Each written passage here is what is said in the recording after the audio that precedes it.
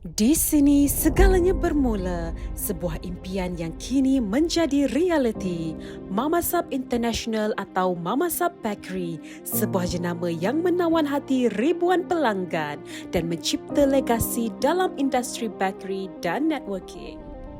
Dari terletak kecil di Taman Medan, di sinilah impian mula dirintis, usaha dan dedikasi dicurahkan dan sebuah legasi mula terbina dalam menceburi dunia baru.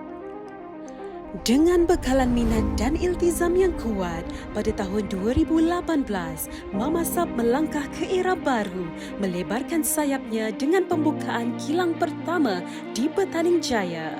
Dari sebuah hasrat yang terlahir dari rumah untuk keluarga, bersama sokongan dari komuniti terawal yang mengenali, kini ia berdiri teguh menandakan permulaan sebuah legasi yang lebih besar. Dikenali dengan kepakaran dalam menghasilkan kek, setiap biji kek yang dihasilkan tertitip keikhlasan untuk memberikan kebahagiaan kepada setiap pelanggan kami seiring dengan moto Supplement of Happiness, iaitu pelengkap kebahagiaan.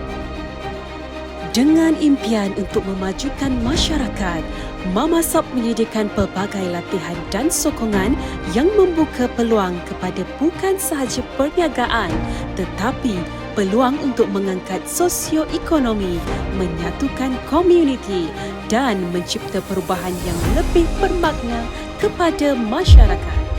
Kini, perjalanan kami memasuki tahun ke-8. Tahniah diucapkan kepada seluruh keluarga Mamasab atas pencapaian tahun 2024.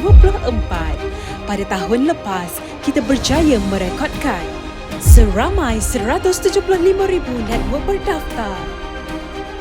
Jualan sebanyak 455,065 biji kek, 108,222 paket kambing, 86,789 surprise delivery dengan jualan terkumpul sepanjang 8 tahun sebanyak 501 juta ringgit. Dengan kekuatan sebanyak 12 cawangan, kami memperkukuhkan kilang penghasilan kami di serata negeri.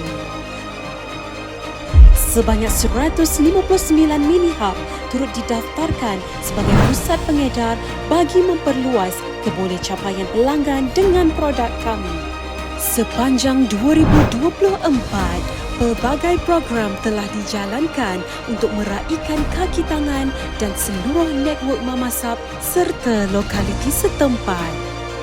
Pelbagai program telah disusun bagi memastikan kelangsungan sokongan terhadap network Mamasab dalam membina karier sebagai usahawan.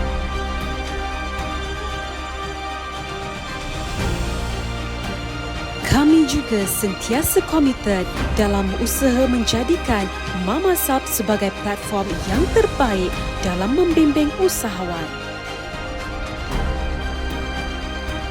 Turut bersama kami, matlamat untuk mencipta senyuman dan sentiasa memberikan yang terbaik untuk pelanggan kami. Segala harapan dan cita ini menjadi perjuangan dan doa seorang Mama Sabrina untuk misi Mamasab Bangkit Hebat.